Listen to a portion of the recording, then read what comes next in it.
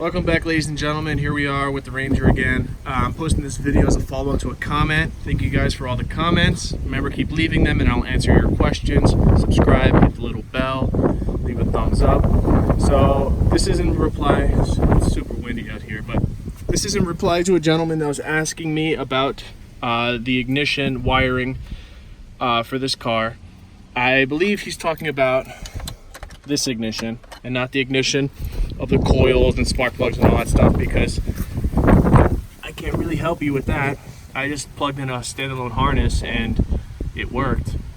But for the actual wiring for the ignition, crank, run, whatever you want to call it, I can show you. So there's only four real things, right, wiring wise, that you need to make this motor run with a standalone harness. And that would be hot, right, which is at the battery. You need, it's super windy out, so I hope this is fine. So you need hot. You need 12 volt hot when you flip the key and during crank, right? You need crank 12 volts, so when you're in the crank position, the motor knows to turn over, the starter rather. And I think one more that I'll throw in there is the fuel pump, right? That's another electrical thing. So remember, hot starts at the battery. If you need 12 volt hot, that's always from the battery. The 12 volt on the crank and on position, right? That's for the ECU to know that the motor's turning and we're ready to start up.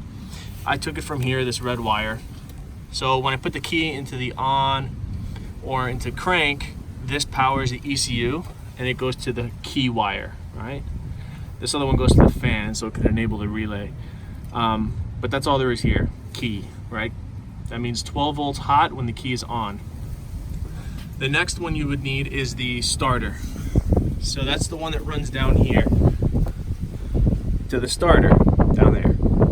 It's a yellow wire. Usually that should be on a relay, and I believe that's how I wired it up. So this is the wire here. This pink one comes from the cabin. Mind you, this wiring isn't complete, right? It's not tucked away and pretty. This is just so I can make it run and drive. So this, I believe, this looks like 10 in red. Your colors may vary, so don't go off mine. You always use a test probe or light or LED or multimeter and test it for yourself. But this comes from the inside where I hot wired it from the key. Because remember, this has immobilizers and it has all those features that new cars have. And it also has a neutral safety switch, which I wanted to bypass. So basically, it comes to here.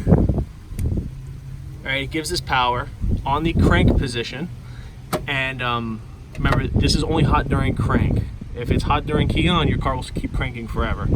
So it's during crank, and it comes over here and it triggers this relay, because whatever powers that down there should always be going through a relay. So this triggers a factory relay, which goes to the factory wiring down there. So let's trace back where this questionable pink wire comes from. So it comes from inside the cabin, underneath here. And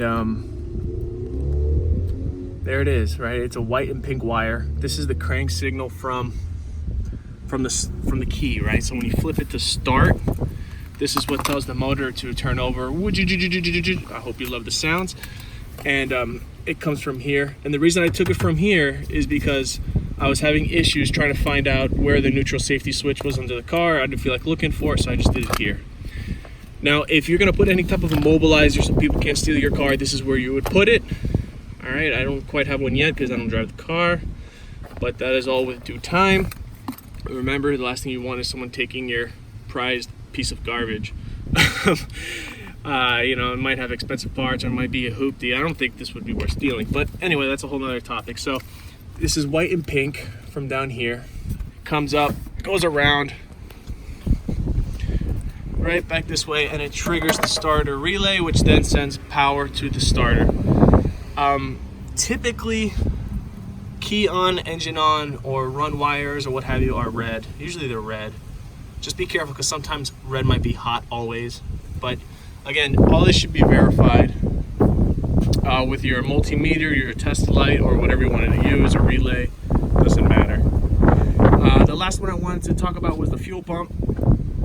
I tried jumping the fuel pump relay. I didn't have much luck. I don't know why it didn't work. So my standalone came with this beautiful thing here, and it's got its own starter. Its own fuel pump relay, right? So that's this orange wire, which gets triggered by the ECU. So I just ran that wire all the way down underneath the car to where the fuel pump would be, right here.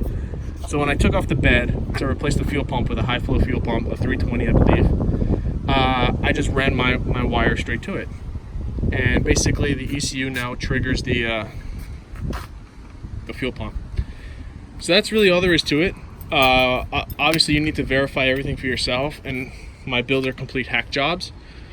But that's the general, I guess, overview. But if you guys have any questions, leave it down below. I'm usually pretty fast at making one of these videos, and I'll answer any questions. Subscribe, like, thank you guys very much.